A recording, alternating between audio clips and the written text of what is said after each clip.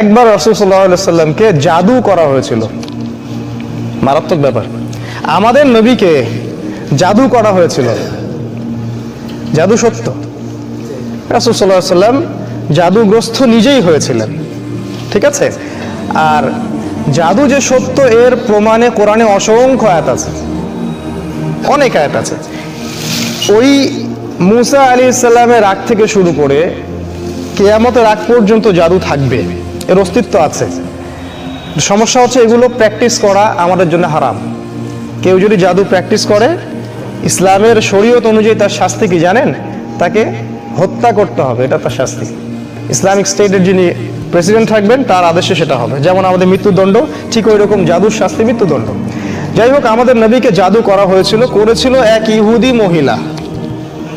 ইহুদি মহিলা, তার মানে ইহুদিরা জাদুতে পাণ্ডিত্য রাখে। আজকের দিন পর্যন্ত ইহুদিরা জাদু প্র্যাকটিস করে, আজকের দিন পর্যন্ত। এবং তারা সায়েন্স বলে যত কিছু প্রচার করছে সব কিছু সায়েন্স নয়, এর পিছনে আছে সেহের বা জাদু। ইভেন আপনি টেলিভিশন সেটের মধ্যে যা যা দেখছেন তার পিছনেও আছে সেহের বা জাদু। আমাদের মা বোনদেরকে ঘন্টার পর ঘন্টা ধরে রাখছে টেলিভিশন, আইসোলেশন, হিপনোটাইজ করে ফেলছে, নেশা হয়ে গেছে। অনেক রকম জাদু আছে। আমি জাদু নিয়ে 5টা খুতবা দিতে পারবো ইনশাআল্লাহ, কারণ আমার স্টাডিজ ওই বেসটাই জাদু, সেহের।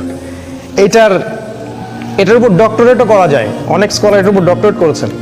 আমি যেটা বলছিলাম যে রাসূল সাল্লাল্লাহু আলাইহি সাল্লামকে জাদুগ্রস্ত করা হয়েছিল, একজন ইহুদি মহিলা জাদু করেছিলেন তার মাথার চুল দিয়ে।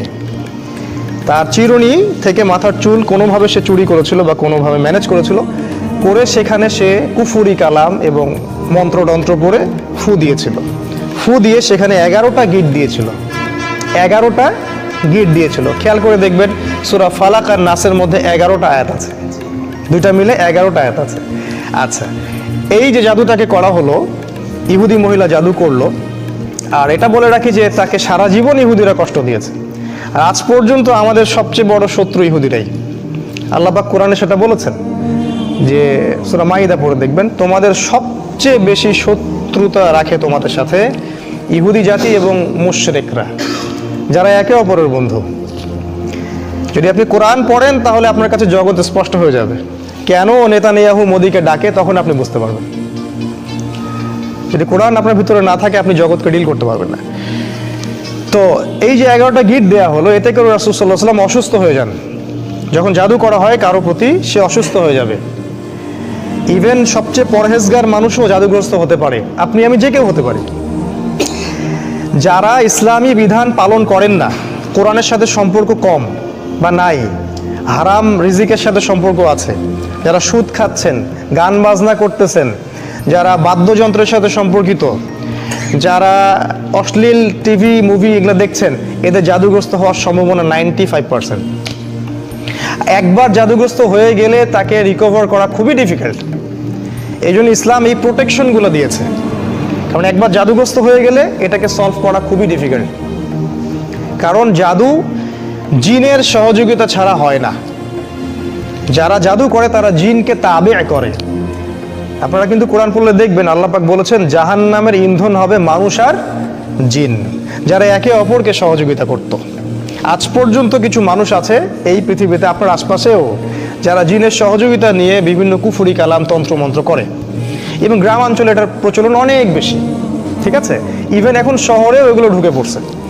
প্রেমের জোড়া দেওয়ার জন্যে, বাড়ির বরকতের জন্য, স্বামী স্ত্রীর সম্পর্ক উন্নয়নের জন্য বিভিন্ন কাজে এগুলো করা হচ্ছে। এবং আমাদের দেশে কবিরাজের সংখ্যা তো অভাব নাই। আর যেহেতু এগুলো সম্পর্কে আমরা জানি কম, আমরা কিছু হইলেই ওদের কাছে দৌড়াই। এই সুযোগটা ওরা আমাদের কাছ থেকে নেয়, নিয়ে সে এদিক থেকেও টাকা খায়, ওদিক থেকেও টাকা খায়। শয়তান, এক কথায় শয়তানের চেলাপেলা এগুলা।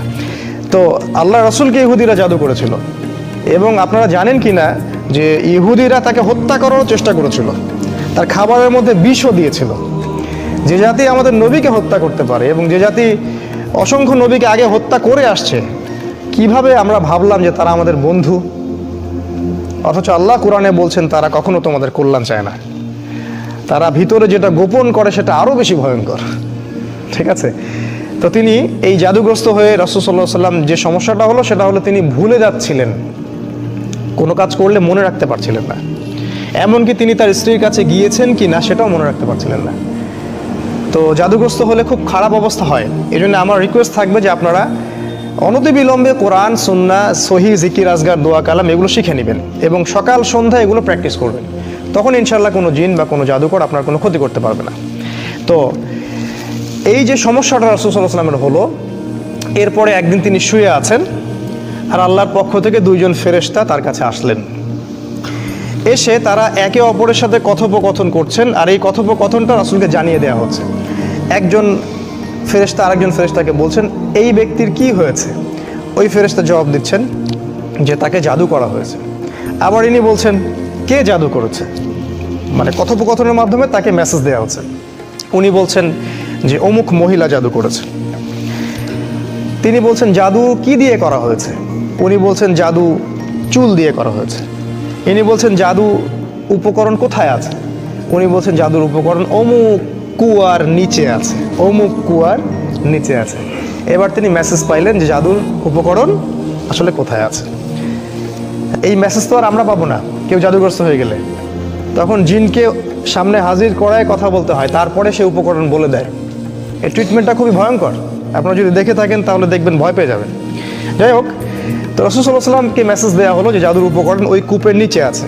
তিনি সকালবেলা উঠলেন এবং উঠে আলী রাদিয়াল্লাহু আনহুকে বললেন, আলী রাদিয়াল্লাহু আনহু, যে আলী ওই কূপের নিচে জাদুর উপকরণ আছে, ওকে ধ্বংস করে আসুন।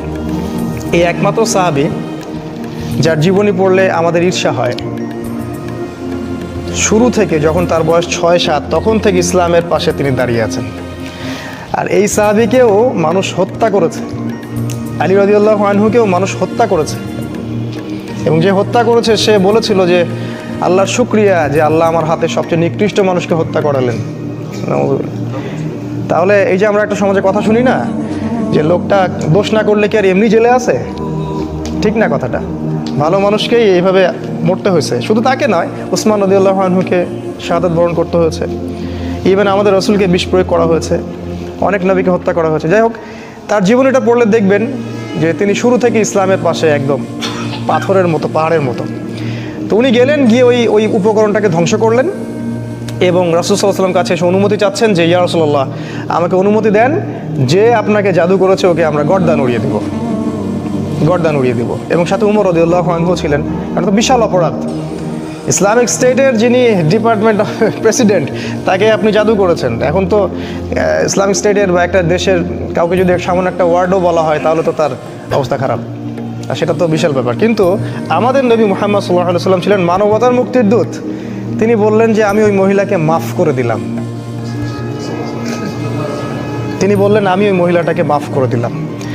কারণ এই যে ঘটনাটা ঘটলো, এটা আসলে কাদের জন্য ঘটলো জানেন? তার উম্মার জন্য ঘটলো। এই ঘটনাটার মধ্য দিয়ে আল্লাহ পাক আমাদেরকে 2টা সূরা দিলেন যাতে কিয়ামত পর্যন্ত মানুষ এই সব সমস্যা থেকে বেঁচে থাকতে পারে। এটা আল্লাহর হিকমা, প্রজ্ঞা। আল্লাহ পাক ইউসুফ আলাইহিস সালামকে জেল খাটাইছেন, খাটান নাই? ইউসুফ আলাইহিস সালামের ওই জেলে যাওয়ার বদৌলতে লক্ষ লক্ষ মানুষ দুর্ভিক্ষ থেকে বেঁচে গেছে, বেঁচে যায় নাই? এই হলো আল্লাহর হিকমা। মাঝে মাঝে যে বিপদগুলো আমাদের হয় এর পিছনে কোনো না কোনো কল্যাণ, খায়ের থাকে, যেটা আমরা বুঝতে পারি।